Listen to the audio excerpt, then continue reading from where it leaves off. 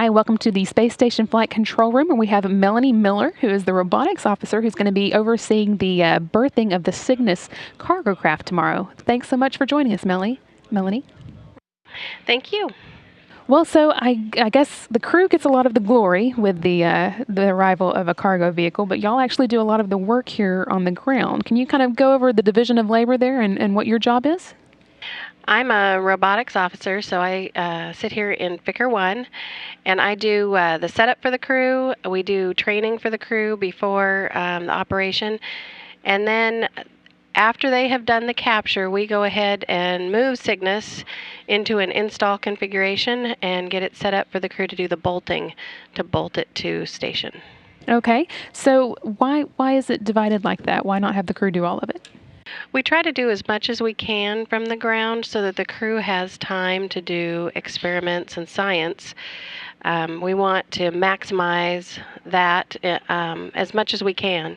So while we are doing the install tomorrow, the crew is going to be doing some preparation on Robonaut to give Robonaut some legs and refurb Robonaut. That's exciting. So good use of their time. That's right. Well, they've been training on and off for this for days. Do y'all do something similar here on the ground? Do you have training to do as well? Yes, we do. Actually, there's a long process to get certified to be a robotics flight controller. It takes, about a year to get certified to do the first position in our back room, and it takes about 3 to 5 years before you get certified to do the front room position.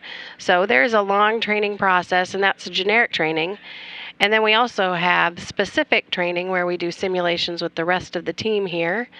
And we fly through the procedures in our simulators as well, both to make sure the procedures are good and also to refresh our memory of exactly what all the maneuvers are going to look like and what cameras provide the best views of what we're doing. So that's all part of prep. How long have you been doing this job? Wow. Since 2001. So 13 years. You've probably done a few of these by now. Yes, I have. Does it get routine at all, or is it something new every time? There is some routine to it, but when I first started in robotics, we were assembling space stations. So it has definitely evolved, the tasks that we've been doing. When we first started, we were taking modules out of shuttle and installing them. And now we are capturing visiting vehicles, which we didn't do too many captures during shuttle time frame. It docked on its own. The other big change is we're doing a lot more maintenance with SPDM robot that we have. That's the Dexter robotic manipulator, I think, we use on the end of the robotic arm normally, right? That's correct. So everything has evolved now that station is assembly complete into different operations. And it is pretty different every week as far as what we're doing that week, whether we're changing out a failed RPCM or we're capturing a visiting vehicle or unloading new payloads. So it's always something different. I guess you probably usually have something new to train for every week then. Is there much left to do for you now before the Cygnus arrives? I personally am about finished. I have one task to do before I can leave today, and then I come in at about 2 a.m. to get ready for capture.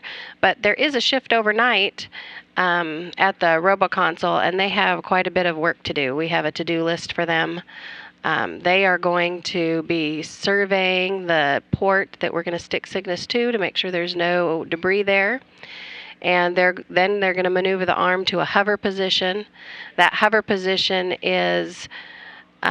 should be aligned to Cygnus when it arrives. We've pre-designed that so the crew should be able to just fly right in and capture. I think we're seeing some animation of that now. And the other thing that they're doing is they're setting everything up for the crew so that, like I said, we want the crew to have the most time to do science. So we're going to go ahead and set up all the video for them, the cameras, and do all the prep to have the workstation set up so that all they have to do is come on and do a few steps to make sure they like what they see, and then they can be ready for capture. Okay, sounds like a lot goes into the actual capture. Can you tell me, is it fun? What does it feel like to fly a robot in space, basically? When we're actually flying the robot, we're pretty focused, just like you would be if you were flying a plane or driving a car, to make sure we're doing everything right and we're responding correctly to everything we're seeing. So it can be kind of intense from that perspective. It's more after you're done with accomplishing something that you can kind of celebrate and think, wow, I flew a robot in space and accomplished that mission. So. Very cool. Is there anything you can compare it to for the people here on the ground? Is it similar to a video game, or is it something completely different? It's a it's a little bit like a video game, but I would describe it more like driving a car in close proximity to other things where you're using your mirrors. In our case, we have cameras. So it would be like driving a car with a bunch of cameras and trying to figure out how to parallel park it or park it into a garage full of other items so that you don't hit anything. So that's the most Okay. similar event on the ground, I think. Fair enough.